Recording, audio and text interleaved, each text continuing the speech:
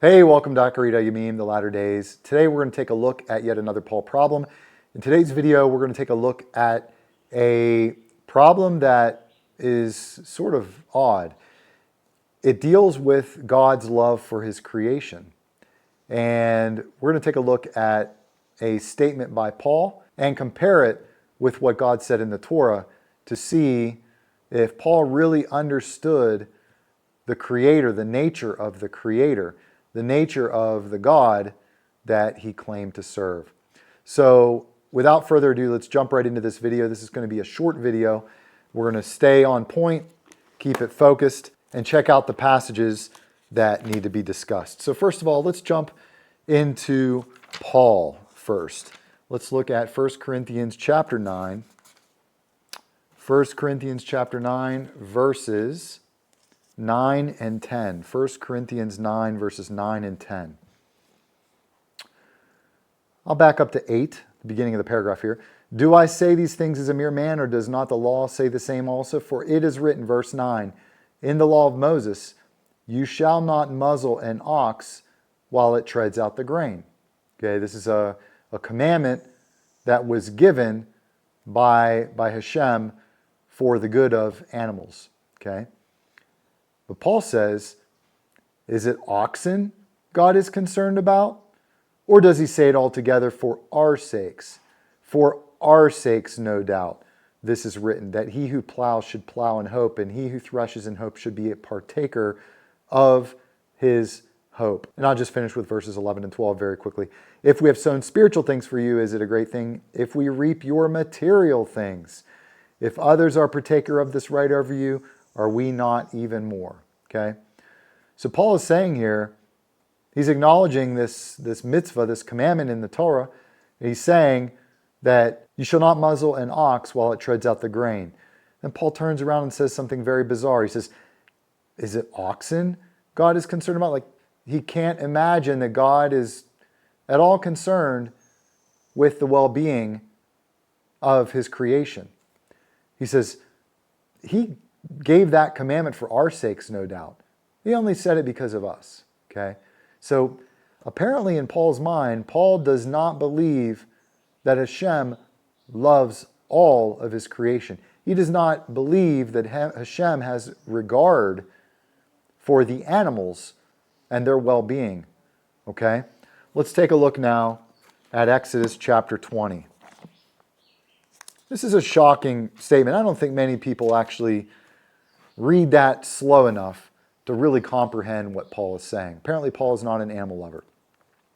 Let's look at chapter 20, verse 10. So again, we are in the book of Shemot, Exodus, chapter 20, verse 10. Okay. This is the fourth commandment. I'll begin in verse 8.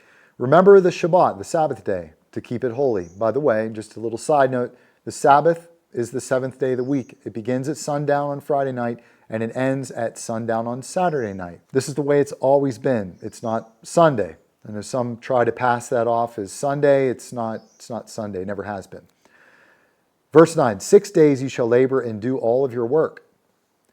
But the seventh day is the Sabbath, the Shabbat, of the Lord your God. This is his Shabbat. This is his day. This is the fourth commandment. In it you shall do no work. Okay, so do not work. Who? You're not to do any work, nor your son, nor your daughter, nor your male servant, even your servants, your female servant, nor your cattle, nor your stranger who is within your gates, the foreigner. For in 6 days Adonai made the heavens and the earth, the sea and all that is in them, and rested the seventh day. Therefore the Lord blessed the Sabbath day and hallowed it. He sanctified it. He made it holy. He set it apart. Okay? And this was done at creation. This is done in the second chapter of Genesis. This is nothing new. But notice here that the Shabbat is a day off. It's a day of rest. Hashem knows that we need that day. It's a very, very special, holy, blessed window in time. And he says, you're not to work. Your children are not to work. Your servants are not to work. Your animals are not to work. He cares about all of his creation. That's a special day. And he is even including animals when he talks about who is to observe the Shabbat, who's to abstain from work on that day. Okay? We see a different picture emerging from what Paul believed Hashem was all about. Okay, lastly, let's take a quick look at something that Yeshua said. Let's take a look at Luke chapter 14. Let's begin at verse 4. Okay, so here, verse 3, Yeshua is speaking to the scribes and Pharisees, and the whole topic of debate is it lawful to heal someone on Shabbat, or is that breaking Shabbat? They were under the understanding that it was unlawful, it was breaking Shabbat to heal on Shabbat. But Yeshua brings down the proper interpretation of the Torah yet again. Listen to what he says. But they kept silent, verse 4, and he took him and healed him. So he healed the individual and let him go. Then Yeshua answered them, saying, which of you, having a donkey or an ox that has fallen into a pit, will not immediately pull him out on the Shabbat? And they could not answer him regarding these things.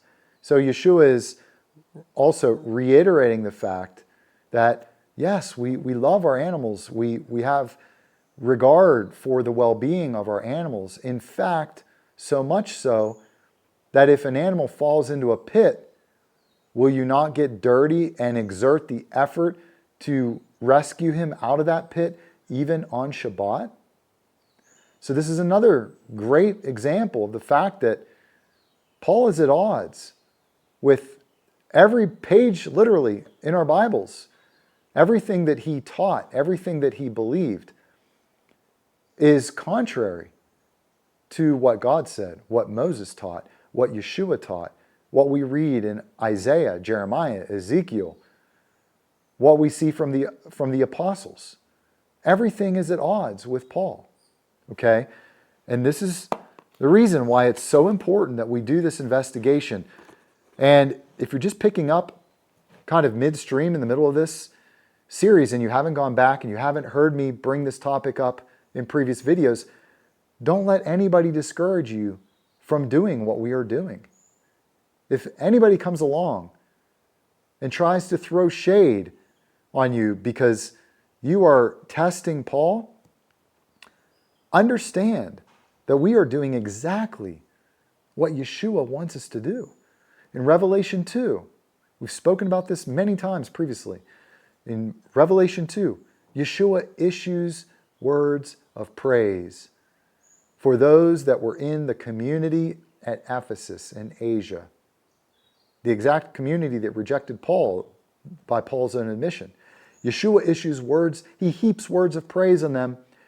Why? Because they tested those who came to them and said, I'm an apostle. And Yeshua says, they were not. And furthermore, do you know what Yeshua calls them? Yeshua calls them liars. Those are strong words. Those are Yeshua's words. Those are not my words.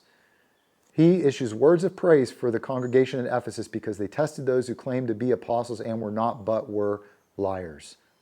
So we are doing what our King expects, demands of us. This is not optional.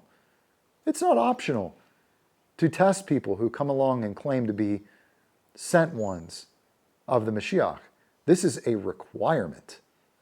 This is called having loyalty to the King.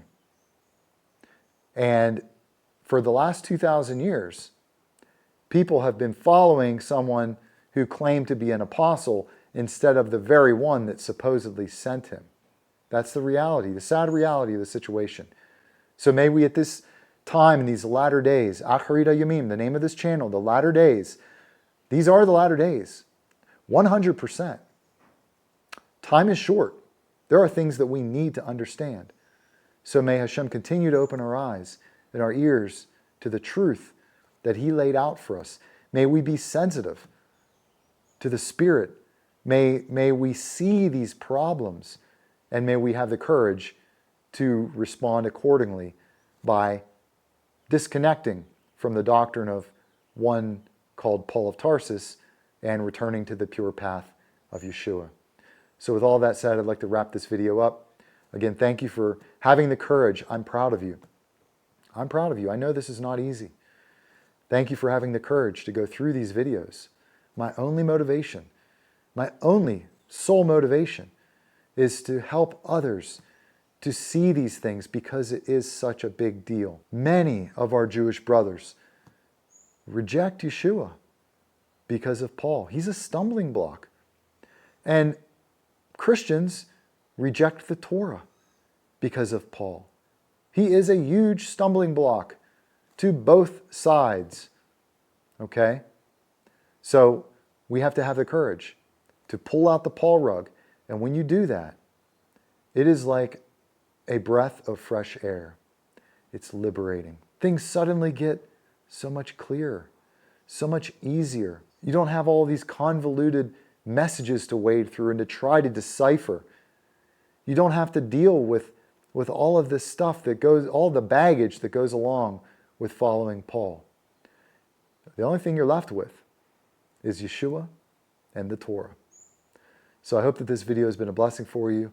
Until next time, continue to seek Him while He can still be found. Shalom.